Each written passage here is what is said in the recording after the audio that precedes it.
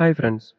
ലോകേഷ് കനകരാജ് സംവിധാനം ചെയ്ത് super star Rajinikanth നായകനായി വന്ന കൂലി എന്ന ചിത്രത്തിന്റെ കുറച്ച് വിശേഷങ്ങൾ പങ്കുവയ്ക്കാനാണ് ഇന്ന് നമ്മൾ ഈ വീഡിയോ ചെയ്യുന്നത്.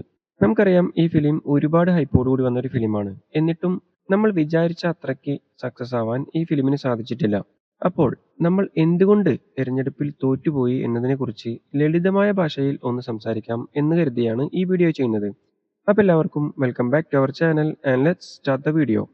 ഏറ്റവും ആദ്യം തന്നെ ഈ സിനിമയ്ക്ക് അനാവശ്യമായി കൊടുത്തിട്ടുള്ള ഹൈപ്പ്, സിനിമാക്കാരും ലോകേഷ് കനകരാജ് സ്വന്തമായിട്ടും പിന്നെ ഫാൻസുകാരും കൂടിച്ചേർന്ന് എല്ലാവരും കൂടിച്ചേർന്ന് കൊടുത്തിട്ടുള്ള അനാവശ്യമായ ഹൈപ്പാണ് ഏറ്റവും നെഗറ്റീവായി വന്നിട്ടുള്ളത് എന്ന് വേണമെങ്കിൽ പറയാം.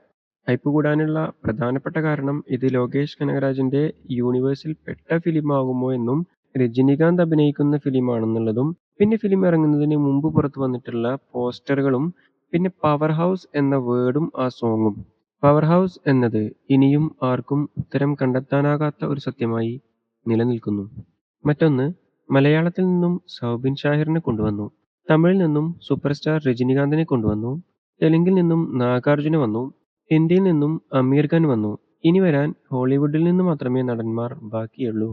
സോ ഇത്രയും ബിൽഡപ്പ് കൊടുത്തൊരു ഫിലിം കൊണ്ടുവരുമ്പോൾ അതിന്റെ ക്വാളിറ്റി മെയിൻറ്റെയിൻ ചെയ്യാൻ എന്തായാലും സംവിധായകൻ ശ്രദ്ധിക്കേണ്ടതുണ്ട്. ഈ സിനിമയ്ക്ക് ലോകേഷിന്റെ തന്നെ ചിത്രമായിട്ടുള്ള വിക്രം സിനിമയുമായി ഒരുപാട് സിമിലാരിറ്റീസ് ഉണ്ട്. ഒരു പക്ഷേ ലോകേഷ് വിക്രം സിനിമ കണ്ട് ഇൻസ്പയർഡ് ആയി ചെയ്തതായിരിക്കാനും സാധ്യതയുണ്ട്. ഇനി അങ്ങനെ തോന്നാനുള്ള കാരണങ്ങൾ കൂടി പറയാം. അതായത്, വിക്രം സിനിമയിലെ വിക്രം ഒരു ഡ്രഗ് മാഫിയക്ക് എതിരായിട്ടാണ് ഫൈറ്റ് ചെയ്യുന്നത്. അതുപോലെ തന്നെ കൂലി സിനിമയിലെ ദേവ ഒരു ആന്റി സൊസൈറ്റി ക്രിമിനൽസിന് എഗെയിൻസ്റ്റ് ആയിട്ട് തന്നെയാണ് പോരാടുന്നത്. രണ്ടും ഒരേപോലെ തന്നെയാണ്. പക്ഷേ വിക്രം സിനിമയിൽ അത് ഇല്ലീഗൽ ഡ്രഗ്സ് ആകുമ്പോൾ കൂലി സിനിമയിൽ അത് ഇല്ലീഗൽ ഗോൾഡും വാച്ചസും ആകുന്നു എന്നൊരു വ്യത്യാസം മാത്രമേ ഉള്ളൂ. ഒരിടത്ത് പുക ഒരിടത്ത് ചാരം, അത്ര വ്യത്യാസം മാത്രം. ഇനി മറ്റൊരു സിമിലാരിറ്റി, ഈ രണ്ട് സിനിമയുടെയും ക്ലൈമാക്സിലേക്ക് വേണ്ടി കൊണ്ടുവന്നിട്ടുള്ള കൊടൂര വില്ലന്മാർ. അതായത്, ഒന്ന് നമ്മുടെ സൂര്യ, മറ്റൊന്ന് അമീർ ഖാൻ. പക്ഷേ വിക്രം സിനിമയിലെ റോളക്സ് നമ്മളെ ഞെട്ടിച്ചു കളഞ്ഞപ്പോൾ കൂലി സിനിമയിലെ അമീർ ഖാൻ സ്വയം ഒരു പരാജയമായി മാറുന്ന കാഴ്ചയാണ് നമ്മൾ കണ്ടത്. ഇനി ഈ രണ്ട് സിനിമയിലെയും നായകന്മാരുടെ ഇൻട്രൊഡക്ഷൻ സീനുകളെ പറ്റിയൊന്ന് നോക്കാം.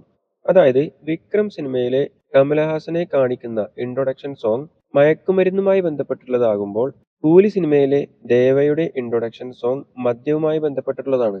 രണ്ടും ഈക്വൽ തന്നെയാണ്. അതായത്, ഒന്ന് കന്നാസും മറ്റൊന്ന് കടലാസും.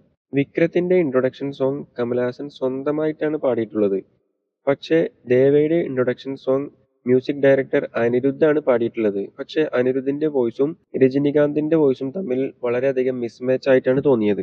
മറ്റൊരു സിമിലാരിറ്റി, ഈ രണ്ട് സിനിമയിലെയും നായകന്മാർ ഒളിവിൽ കഴിഞ്ഞതിന് ശേഷം പിന്നീട് പുറത്തു വന്ന് വില്ലന്മാരുമായി ഫൈറ്റ് ചെയ്ത് വിജയിക്കുന്നതായിട്ടാണ്.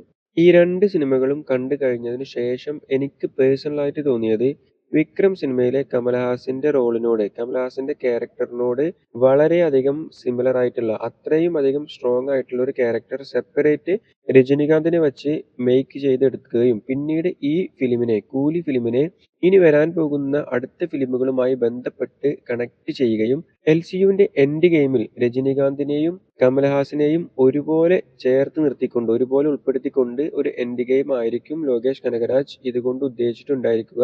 അതുകൊണ്ടായിരിക്കും ഒരു സ്റ്റാൻഡ് അലോൺ ഫിലിം എടുത്തിട്ടുണ്ടായിരിക്കുക എന്നാണ് എനിക്ക് തോന്നുന്നത്. നിങ്ങൾക്ക് എന്താണ് തോന്നുന്നത് എന്ന് നിങ്ങൾ തീർച്ചയായും കമന്റ് ചെയ്യുക.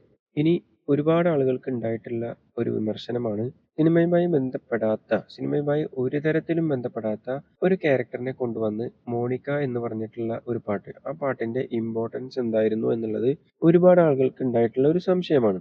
സോ അതിനെപ്പറ്റി പറയുന്നതിന് മുമ്പ് നമുക്ക് മലയാളത്തിന്റെ മെഗാസ്റ്റാർ മമ്മൂട്ടി അഭിനയിച്ച ഭീഷ്മപർവം സിനിമയിലെ പറുദീസ എന്ന് പറയുന്ന സോങ് ഒന്ന് നോക്കാം. ആ സോങ് കഴിഞ്ഞതിന് ശേഷം ശ്രീനാഥ് ബാസി കൊല്ലപ്പെടുകയാണ് ചെയ്യുന്നത്.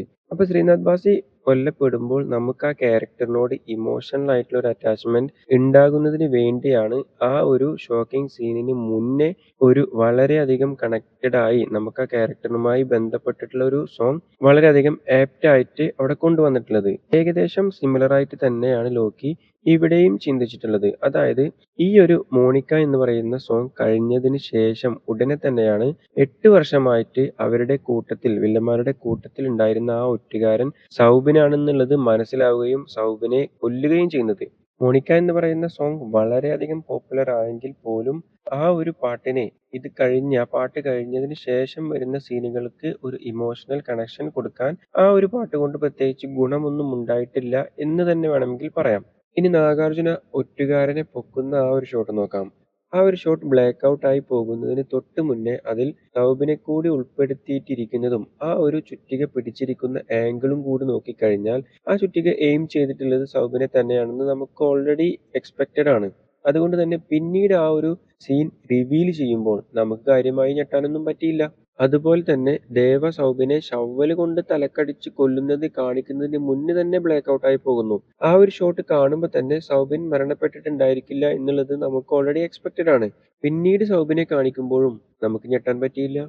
വേറെ എന്തൊക്കെ പറഞ്ഞാലും ചുറ്റിക വെച്ച് ഇത്രയും അടി അടിച്ചിട്ടും തലയ്ക്ക് ഇത്രയും അടി കൊണ്ടിട്ടും ഒരു പ്രശ്നവുമില്ലാതെ സൗബിൻ എഴുന്നേറ്റ് നടക്കുന്നത് കാണുമ്പോൾ, രണ്ടാമത് കുഴിച്ചിട്ടടുത്തു നിന്നും എഴുന്നേറ്റ് വരുന്നത് കാണുമ്പോൾ, അയൺമാന്റെ ഹെഡാണ് ലോക്കി സൗബിന് വേണ്ടി പ്രത്യേകം രൂപകൽപ്പന ചെയ്തിട്ടുള്ളത് എന്ന് നമുക്ക് മനസ്സിലാക്കാവുന്നതാണ്. 30 വർഷമായിട്ട് പുറത്തു വരാതിരിക്കുന്ന ഒരാളെ പറ്റിയിട്ടുള്ള ഒരു ട്രെയിലർ കാണുമ്പോൾ ഭാഷ സിനിമയിലെയും പടയപ്പ സിനിമയിലെയും ഒക്കെ പോലത്തെയുള്ള ഒരു ഗാങ്സ്റ്റർ ഫ്ലാഷ് ബാക്ക് ആണ് നമ്മൾ രജനീകാന്തിനെ പറ്റിയിട്ടുള്ള പ്രതീക്ഷിക്കുന്നത്. പക്ഷെ ഈ ഫിലിം കണ്ടു കഴിയുമ്പോൾ 5-10 മിനിറ്റുകൾ താഴെ മാത്രമുള്ള ഒരു ഫ്ലാഷ് ബാക്ക് സ്റ്റോറി ജസ്റ്റ് പറഞ്ഞു പോവുക മാത്രമാണ് ചെയ്തിട്ടുള്ളത്. അത് നമുക്ക് വളരെയധികം നിരാശ ഉണ്ടാക്കിയിട്ടുണ്ട്. ഇനി നമുക്ക് ഈ ഫിലിമിലെ ഏറ്റവും നല്ലൊരു കോമഡി സീൻ നോക്കാം. അതായത് റോളക്സിന്റെ മേലെ വെക്കാൻ വേണ്ടി കൊണ്ടുവന്ന ക്യാരക്ടറാണല്ലോ അമീർ ഖാൻ. അമീർ ഖാനാണ് ഈ ഫിലിമിലെ ഏറ്റവും നല്ല കോമഡി പീസ്. അമീർ ഖാന്റെ ഇൻട്രൊഡക്ഷൻ സീനൊക്കെ കണ്ട് ഞെട്ടിത്തെറിച്ചിരുന്ന് എന്തോ വലുത് സംഭവിക്കാൻ പോകുന്നു എന്ന് വിചാരിച്ചിരിക്കുമ്പോഴാണ് മല പോലെ വന്നത് എലി പോലെ പോയ പോലാവുന്നത്. ബീഡിയുണ്ടോ സഖാവേ ഒരു തീപ്പെട്ടി എടുക്കാൻ എന്നുകൂടി ചോദിച്ചിരുന്നെങ്കിൽ കുറച്ചുകൂടി കോമഡി ആയേനെ. എന്തായാലും ഒരുപാട് സംശയങ്ങൾ ബാക്കി നിർത്തിയാണ് ലോക്കി ഈ ഫിലിം അവസാനിപ്പിച്ചിട്ടുള്ളത്. പക്ഷെ ഒരു സെക്കൻഡ് പാർട്ട് ഉണ്ടാകും എന്നുള്ളതിനൊരു ഹിന്റ് ഒന്നും സിനിമയിൽ എവിടെയും പറഞ്ഞിട്ടില്ല. അപ്പം വളരെ സിമ്പിളായി പറയുകയാണെങ്കിൽ മൂഞ്ചി, അല്ലാതെന്ത്.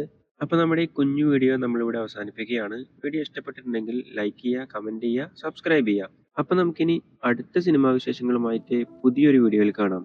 അതുവരേക്കും ബൈ ബൈ.